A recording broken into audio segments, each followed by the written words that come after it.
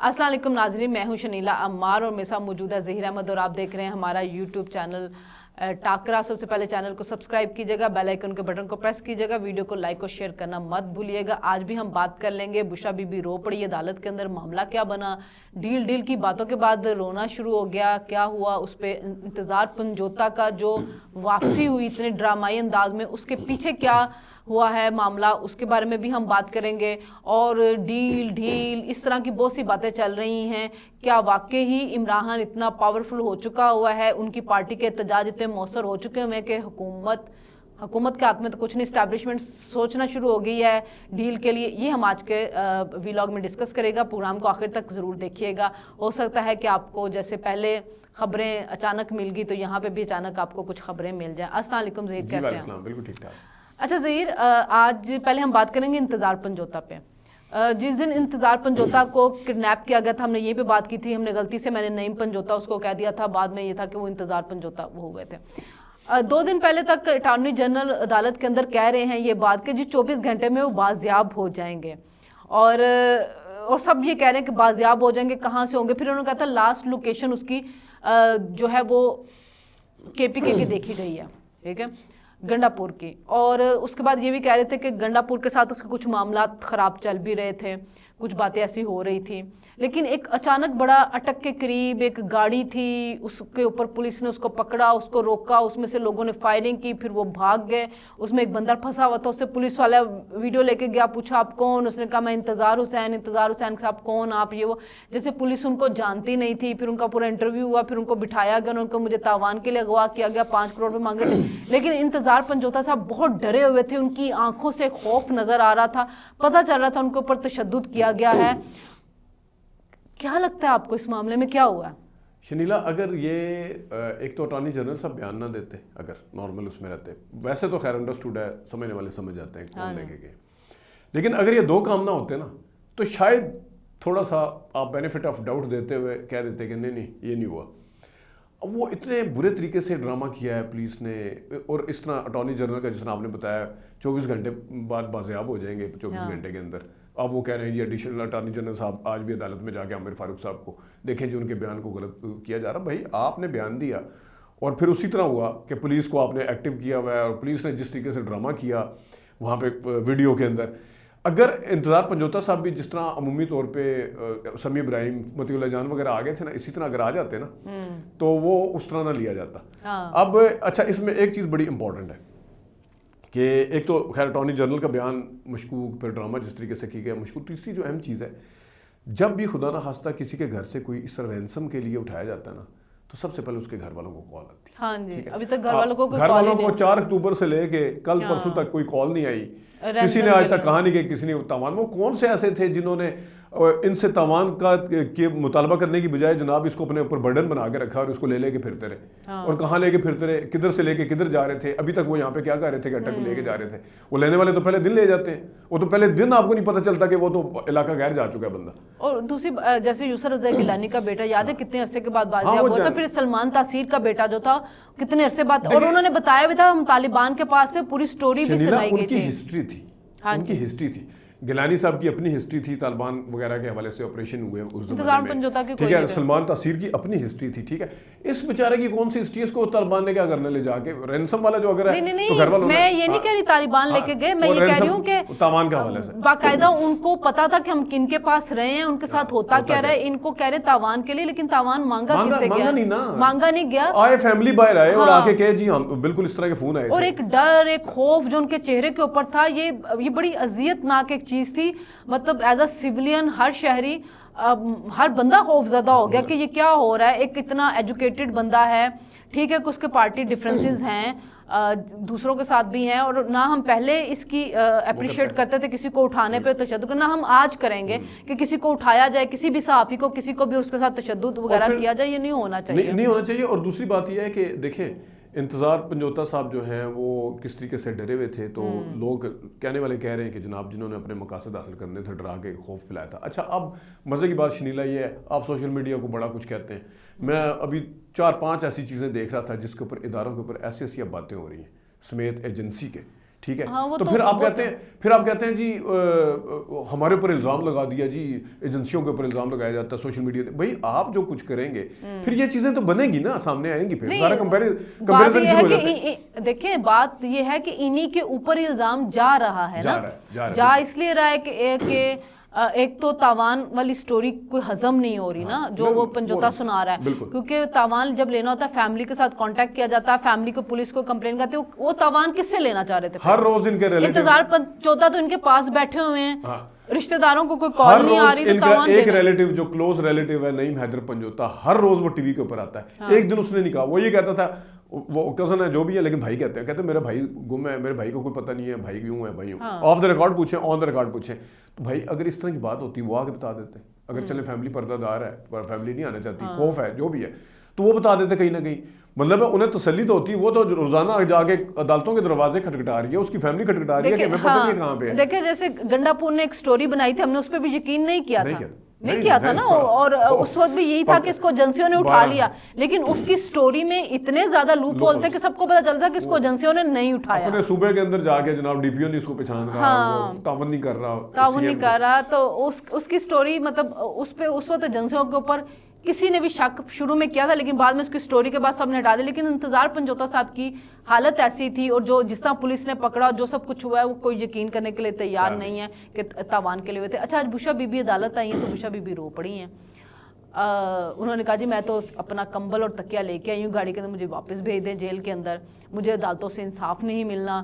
وکیلوں سے خاص طور پہ اس نے کہا یہ وکیل کیا کرتے پھر رہے ہیں, وکیل آئے نہیں نا, وہ آنا چاہیے تھا, آنا چاہیے. اور یہ ٹائم ضائع کرتے ہیں, ضائع کر رہے ہیں نا, یہ ملین پاؤنڈز والا جو کیس ہے القادر والا, اس میں تو وکیل ہی ٹائم ضائع کر رہے ہیں. تو اس نے کہا جو جیل میں ہم بیٹھے ہوئے ہم انسان نہیں ہیں. تو بشرا بی بی باہر آ گئی, جو کہا جا رہا تھا کہ پارٹی کو کنٹرول کریں گی, پارٹی کو کام ڈاؤن, کو وہ چیز ابھی تک نہیں ہوئی ہے. ٹھیک ہے, علی امین گنڈا پور اسی طرح بڑھ کے, لیکن علی امین گنڈا پور جس وقت بڑھ کے لگاتے ہیں, ان کے ساتھ جو نادیہ کھڑی ہوتی ہے, اس کے ایکسپریشن جو ہوتے ہیں وہ انجوائے کرنے والے ہوتے ہیں. ایک تو وہ خاتون روتی بہت ہیں, ٹھیک ہے, اور اس کے بعد ان کے ایکسپریشن بڑے اچھے ہوتے ہیں جو گنڈا پور کے ساتھ وہ کر رہی ہوتے ہیں, وہ بولتے ہاتھ ہوتے ہیں نا تو بولتی آنکھیں کرتے ہیں. لیکن آج جب وہ رو پڑی ہیں تو وہ جو ڈیل کا تاثر, اس کا مطلب یہ ہے کہ وہ جیل میں تنگ ہو چکی ہوئی ہیں, وہ ٹوٹ چکی ہوئی ہیں وہ, کہ آج وہ جب رو پڑی ہیں, کیونکہ یہ کمزوری کی علامت آ جاتی ہے جب وہ آتی ہے. پھر وکیلوں سے بہت زیادہ نالائیں, اور یہ بات بھی تھی کہ عمران خان کو بھی جیل کے اندر کہا گیا ایک صحافی کی طرف سے کہ ساری پارٹی آپ کی وکیلوں کے, بار کے الیکشن آپ ہار گئے. تو عمران خان نے بڑا طنزیہ سلمان اکرم راجہ کی طرف دیکھا تھا. وکیلوں کے پاس ساری پارٹی ہے لیکن وکیل کچھ کر نہیں پائے. اچھا, وکیل نہ سیاسی طور پہ کچھ کر رہے ہیں, جو ان کا اسپیشلٹی ہے مقدمات لڑنے والی, اس میں آپ نے سن ہی لیا بشرا بی بی. اچھا, ویسے بشرا بی بی کے حوالے سے دیکھا جائے یا کسی کی بھی خاتون کسی کے اس میں ہو, تو اس میں میرے حال میں جتنی بھی مذمت کی جائے کم ہے. اور خاص طور پہ چلیں اس طرح کے الزامات اگر ہیں بھی, لگے بھی تھے, تو اس کو تھرو پراپر چینل پورا انصاف کا جو ایک پروسیس ہوتا ہے وہ ملنا چاہیے کسی کو بھی ہو. اور پھر جو کچھ عمران خان کے اور بشرا بی بی کی اس میں نظر آیا ہے وہ آپ کے سامنے. عمران خان صاحب کے حوالے سے بھی خبریں کبھی آ رہی ہوتی ہیں, کبھی کچھ بجلی کاٹی ہوئی ہے, کبھی اندھیرے میں رکھا ہوا ہے, کبھی کچھ کیا ہوا ہے.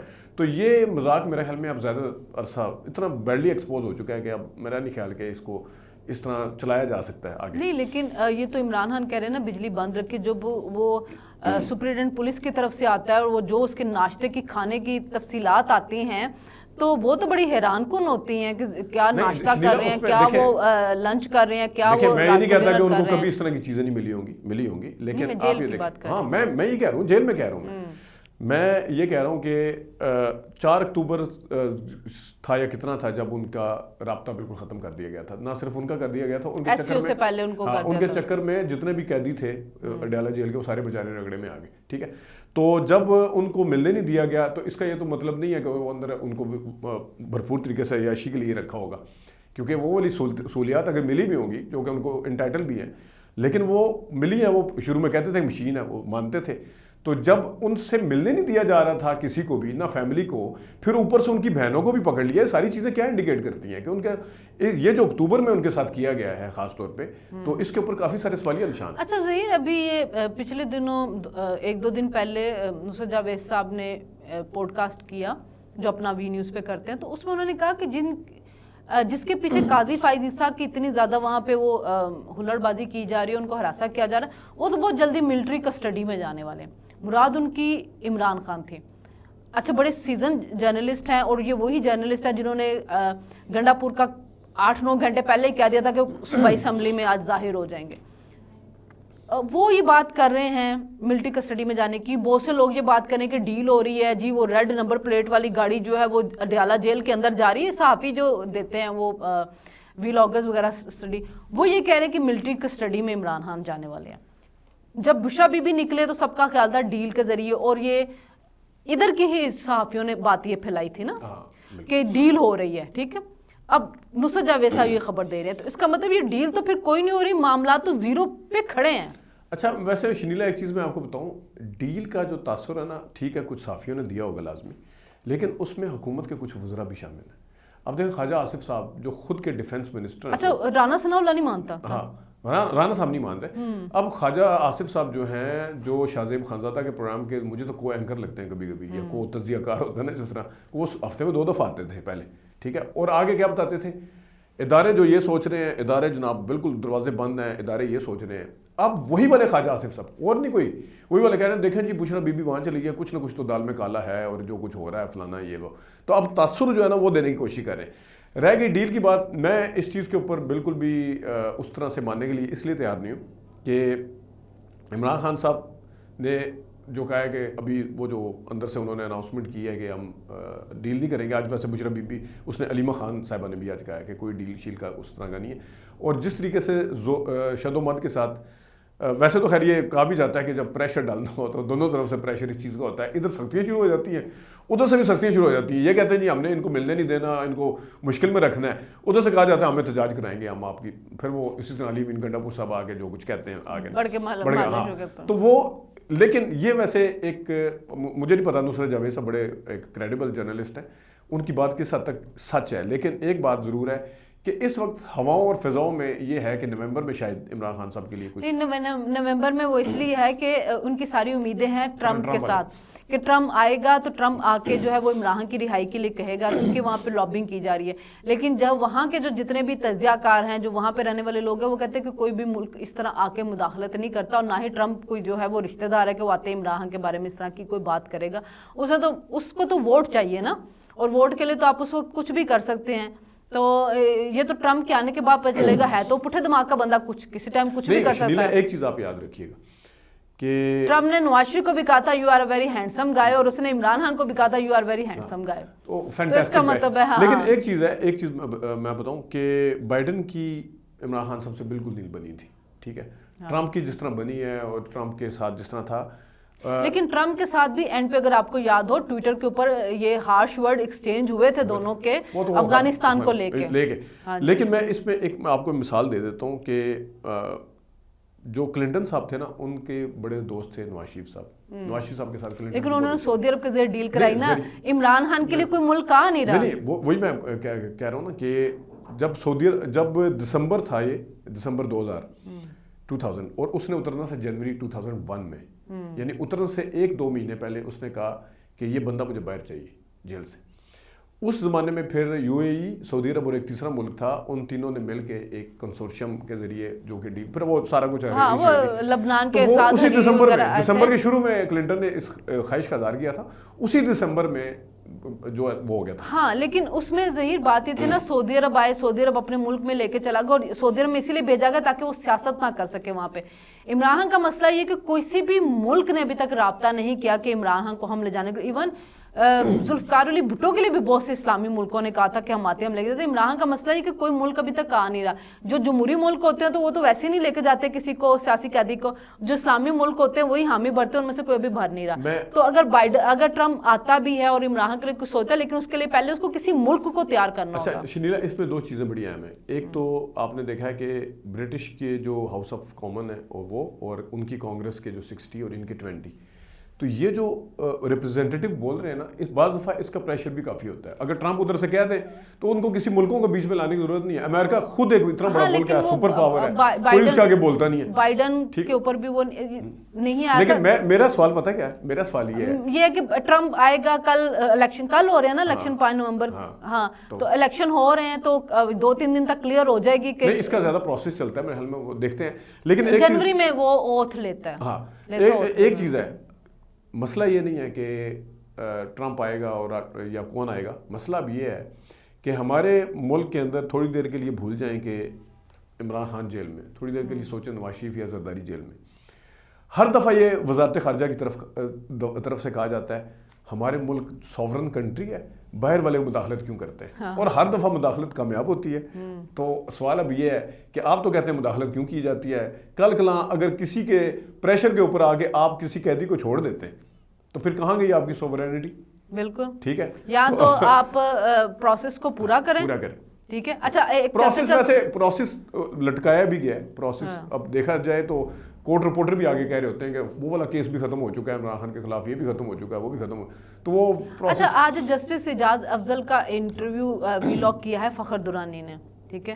اور اس کے اندر ان سے بات چیت ہوئی تو انہوں نے پوچھا کہ جی آپ نے یہ جو جے آئی ٹی کے لوگ بنائے تھے وہ کیسے تھے. کہتے جی وہ ہمیں کہا گیا تھا کہ حکومت ہے تو یہ جو لوگ پہلے نام دیے گئے تھے ان کو حکومت انفلوئنس کر لے گی، تو اس وجہ سے ہم نے پھر دوبارہ لوگ لیے. تو انہوں نے کہا کہ نواز نے کامہ تو ڈکلیئر کیا ہوا تھا، لیکن ہاں وہ جو سیلری تھی وہ سیلری انہوں نے بیٹے سے لی نہیں ہوئی تھی، انہوں نے بیٹے کو واپس کر دی تھی، لیکن چونکہ وہ انہوں نے ظاہر نہیں کی ہوئی تھی تو اس وجہ سے ہمیں ان کو بھیجنا پڑا. تو وہ مطلب بڑا اپولوجیٹکلی ایک ان کا انٹرویو فخر درانی نے ان کا نام نہیں، مجھے تو ایسا لگا، میں نے خیر خبر پڑھی ہے ان کی، میں نے اس کا وہ نہیں دیکھا، پوری خبر پڑھی میں نے.